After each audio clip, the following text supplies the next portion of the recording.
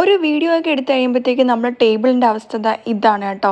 ആകെ അലങ്കോലമായിട്ടും ഉള്ള പെയിൻറ്റും പൊട്ടും പൊടിയും എല്ലാം ഈ ടേബിളിൽ കാണും കേട്ടോ. അപ്പോൾ നമ്മൾ ഇന്നത്തെ വീഡിയോ എന്ന് പറയുന്നത് ഈ ടേബിളൊക്കെ ഒന്ന് ഓർഗനൈസ് ചെയ്ത് വെക്കുന്ന വീഡിയോ ആണ് കേട്ടോ. അപ്പം നമുക്ക് നേരെ വീഡിയോയിലോട്ട് പോകാം കേട്ടോ.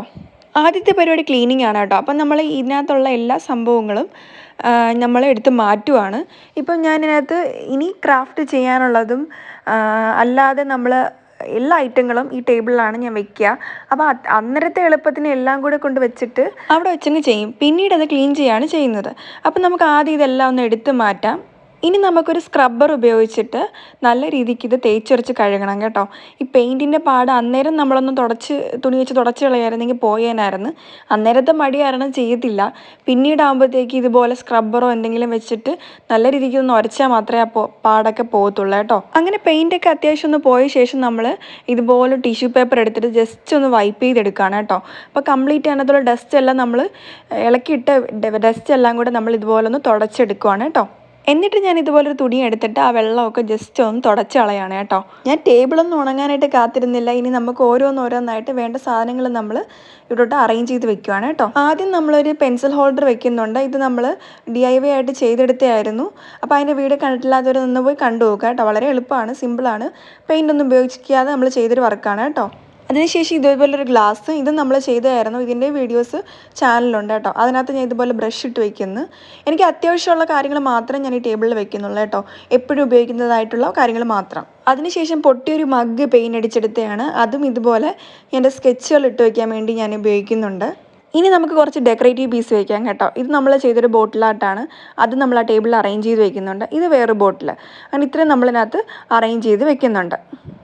ഇതൊരു പഴയ ടൈം പീസാണ്. അപ്പോൾ ഇതിനെ നമുക്ക് ജസ്റ്റ് ഒന്ന് പെയിൻ്റ് അടിച്ച് കുട്ടപ്പനാക്കിയിട്ട് നമ്മുടെ ടേബിളിൽ വെക്കാം കേട്ടോ. ഇവിടെ ഞാനൊരു ഗ്രീൻ കളറാണ് കൊടുക്കുന്നത്. ഒരു ബ്രഷ് ഉപയോഗിച്ച് ഫുള്ള് കംപ്ലീറ്റ് ഒന്ന് അടിച്ചു കൊടുക്കുവാണ് കേട്ടോ. അത് കംപ്ലീറ്റ് അടിച്ചൊന്ന് ഉണങ്ങി കിട്ടിയ ശേഷം അത് നമ്മൾ ഈ ടേബിളിൽ വെച്ച് കൊടുക്കുന്നുണ്ട്. അപ്പോൾ നമ്മുടെ ടേബിൾ മേക്ക് ഓവർ എങ്ങനെ ഉണ്ടെന്ന് ജസ്റ്റ് ഒന്ന് കമൻറ്റ് ചെയ്യാം കേട്ടോ.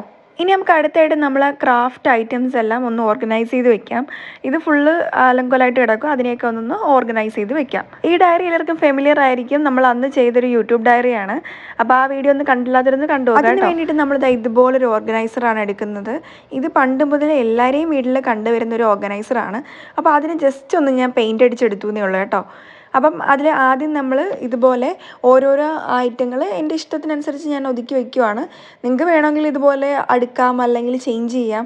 അപ്പം ഞാൻ ഇതിനകത്ത് എനിക്ക് ഓരോരോത്തിനും ഓരോരോ ഓർഗനൈസർ അതിൻ്റെ കൂടെ തന്നെ ഉള്ളതുകൊണ്ട് അത് വെച്ചിട്ട് ഞാനിങ്ങനെ അറേഞ്ച് ചെയ്ത് വയ്ക്കുവാണ് കേട്ടോ.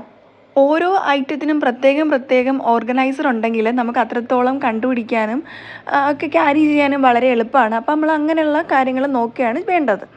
അപ്പോൾ അതിനുശേഷം നമ്മൾ സെക്കൻഡ് തട്ടാണ്. അവിടെ നമ്മൾ വെക്കുന്നത് ഇതുപോലെ എൻ്റെ ബുക്കുകൾ മാത്രമാണ് കേട്ടോ. എൻ്റെ ഡയറി, ഡ്രോയിങ് ബുക്ക്, അങ്ങനെയുള്ള സംഭവം. അതിനുശേഷം ഇപ്പുറത്തൊരു ഡ്രോ ഉണ്ട്. അതിനകത്ത് നമ്മൾ ഇതുപോലെയുള്ള എപ്പോഴും എടുക്കേണ്ടതായിട്ടുള്ള ഐറ്റങ്ങൾ മാത്രമാണ് ഇവിടെ വെക്കുന്നത്. അപ്പം നമ്മൾ ഈ ഫൈനൽ ലുക്ക് അവിടെ കംപ്ലീറ്റ് ആയിട്ടുണ്ട്. ഇത്രയേ ഉള്ളൂ. വളരെ സിമ്പിളാണ്. എല്ലാവർക്കും ഇഷ്ടപ്പെട്ടെന്ന് വിശ്വസിക്കുന്നു. ഇഷ്ടപ്പെട്ടെങ്കിൽ ലൈക്ക് ചെയ്യുക, ഷെയർ ചെയ്യുക, സബ്സ്ക്രൈബ് ചെയ്ത് സപ്പോർട്ട് ചെയ്യുക. അപ്പോൾ നമ്മുടെ സ്റ്റഡി ടേബിളും ഇവിടെ റെഡി ആയിട്ടുണ്ട്. സ്റ്റഡി ടേബിൾ അല്ലെങ്കിൽ ക്രാഫ്റ്റ് ടേബിൾ ഇവിടെ റെഡി ആയിട്ടുണ്ട്. അതുപോലെ അപ്പുറവും റെഡി ആയിട്ടുണ്ട്. എല്ലാവർക്കും ഇന്ന് ഇഷ്ടപ്പെട്ടെന്ന് വിശ്വസിക്കുന്നു. ഇഷ്ടപ്പെട്ടെങ്കിൽ കമൻറ്റ് ചെയ്യുക, ജസ്റ്റ് ലൈക്ക് ചെയ്യുക, സപ്പോർട്ട് ചെയ്യുക. അപ്പോൾ താങ്ക് യു ആൾ.